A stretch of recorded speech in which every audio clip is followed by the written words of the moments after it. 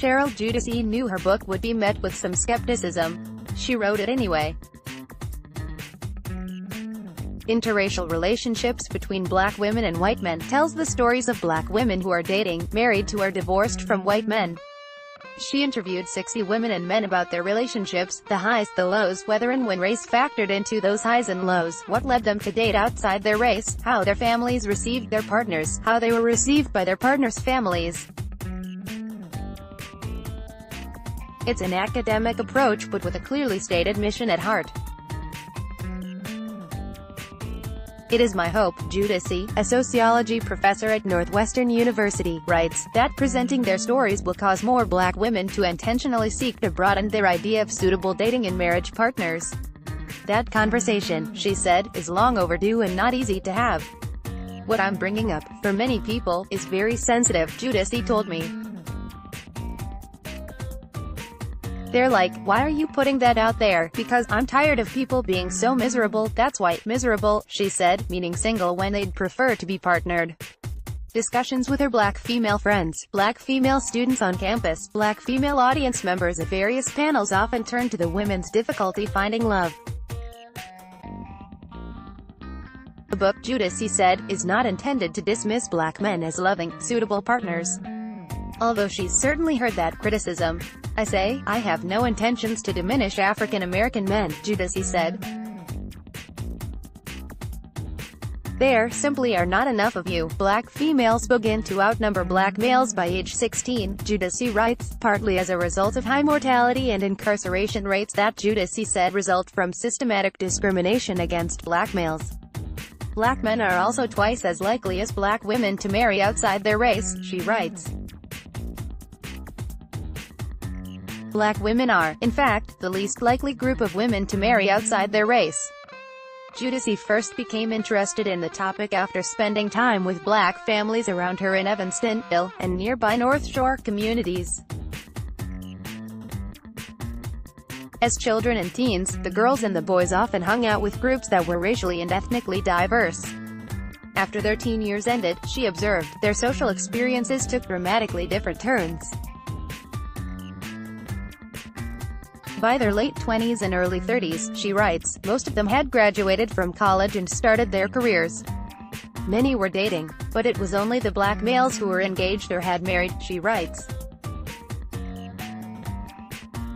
Their black female counterparts were single, and often voiced concern and the subject of conversation, particularly among their mothers. Many of the black mothers, she writes, expressed their frustration about the dating and marriage prospects of their daughters, while the black mothers with sons noted that the males were pursued by women from various racial, ethnic groups. Conversations with middle-class black families in other parts of the country, she writes, matched her Chicago area observations. Several of the women Judice interviewed for the book, however, tell stories of being pursued by white men. I just went out with who asked me out because I am traditional enough to not ask a guy out first, a woman called Kathy, all names were changed for the book, told Judice. In college, Kathy said, those guys tended to be white. Judice hopes the stories in her book inspire more black women and white men to do the same. If we don't talk about it, it's always going to be the elephant in the room, she said. I'm looking at a core issue of how people really think. I'm not blaming anybody for anything. I'm not casting anybody as a victim. I'm just saying, let's look at a life where people are free from some of the things that have shackled us for so long, free from them, but not ignorant of them. She discusses, in the book, the history of white men exploiting and abusing black women and explores whether that history weaves its way into her interviewees' dating choices and experiences. The historical and modern-day power differential is, in fact, what led her to limit the book to black women and white men, rather than black women and all non-black men, Latino men, Asian men, etc. As a sociologist, it was interesting for me to discover how and why relationships between the group highest in the social hierarchy, white men, and the group lowest in the social hierarchy, black women, occurred, she writes. Judice is African American, and she's married to an African American husband, Hecky Powell, owner of Hecky's Barbecue. Her family, though, is filled with marriages across racial and ethnic lines. Her 5 siblings all married outside their race, and she can trace the first interracial marriage in her family to 1930. Her grandmother's nephew, Louis, fell in love with Angeline, an Italian woman he met at an integrated church in St. Paul, Min. Congregation was divided, Judice said, upon the news of Louis and Angeline's romance, and relatives encouraged Louis to get out of town. He moved to Chicago to live with his aunt, Judice's grandmother, and Angeline followed him. My grandmother said to her, "Angeline, right now you think you're so in love, but how are you going to feel if you have little brown-skinned children running around calling you mama?" Judice said. And Angeline, with her feisty self, looked at my grandmother and said, "Aunt Canny, I don't care about that.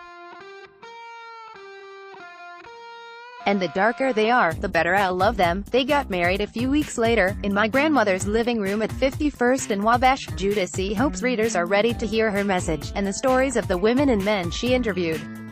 "We just swooned, after all, over a royal wedding between a black woman and a white prince.